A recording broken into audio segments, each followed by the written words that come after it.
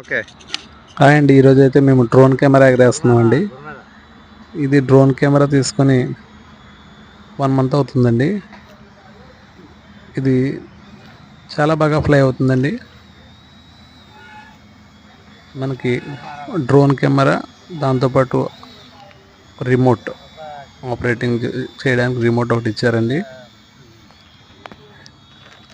ఈ రిమోట్లో 2 జాయ్‌స్టిక్స్ ఉన్నాయండి, left and right. వీటిని బేస్ చేసుకొని మనం ఈ డ్రోన్ కెమెరాని ఆపరేట్ చేయొచ్చు.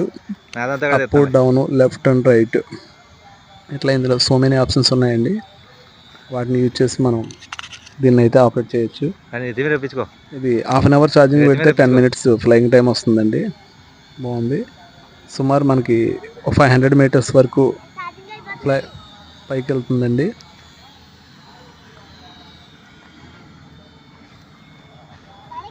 సో 1800లో ఎక్సలెంట్ డ్రోన్ అండి. ఇది చిన్నపిల్లలు